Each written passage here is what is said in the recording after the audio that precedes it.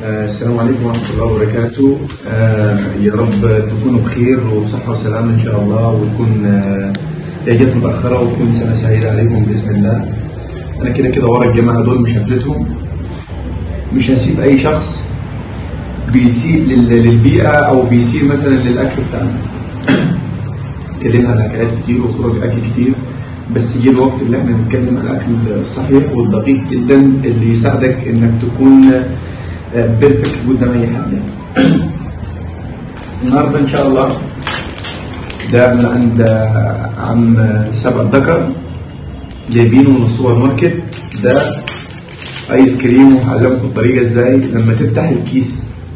معلش تفتح الكيس ما تفتحوش بطريقه غشوميه علشان بحيث الكيس اللي جوه ما يتعفصش ما يتفتكش. تمام؟ اوكي؟ بص يا باشا، لما هتيجي تفتح، اي نعم معلش احنا واكلين منه لو كده، بس بص تفتح ازاي بقى؟ هتجيب دي واللي تحت تحط صباعك ده تحطه تحت هنا، وتيجي فاتح كده لفوق اهو. معلش واحد برضه نصها بوظها بويز. انت هتروح تفكر وتمسك من هنا، صح؟ فكر تمسك، انا عارف برضه دماغك ما تمسك من هنا، لا طبعا دي برضه دي في حد ذاتها دي غلط. اوعى تمسك من هنا علشان دي ما تمسكش عليك زله. احنا نلف وندور نعمل ايه؟ هنروح ناخد الكيس ده تانيها تحت كده اهو كده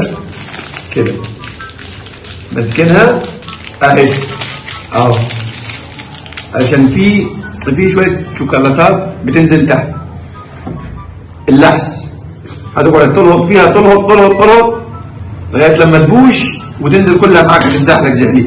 بص يا باشا، صلي على النبي، تمسكها كده القطمه تكون باحترافيه عاليه جدا، يعني ما تعمليش كده، مش نسناس انت. تمام انت مش نسناس، ما تقعدش تقطم لي قطمه كده. القطمه دي مش هتتاكل عيش هتعمل. بص الاتيكيت يعني عايزك اهو الاتيكيت اهو. تقطمها تهبرها خط، فاهمني انت؟ تهبرها خط.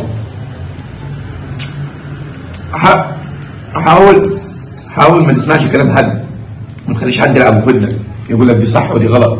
كل اللي تاكله، كل المنبار بيدك، كل لحمه الراس خش فيها براسك، كل اي حاجه، ما توقفش. في شوكه وسكينه. ايه شوكه وسكينه يعني؟ ده الاتيكيت دخلوا الايس كريم دخلوا في اتيكيت، ده دخلوا في اتيكيت. فين الاتيكيت فيها؟ ما الاتيكيت والاتيكيت فين هنا؟ وان شاء الله كل يوم معلومه جديده باذن الله. انت طبق العمليه في البيت باذن الله، وجبات كتير ان شاء الله، وباذن الله تحت امر حضرتكم. اي استفسار ولا اي حاجه ولا اي جديد ان شاء الله هيكون هناك.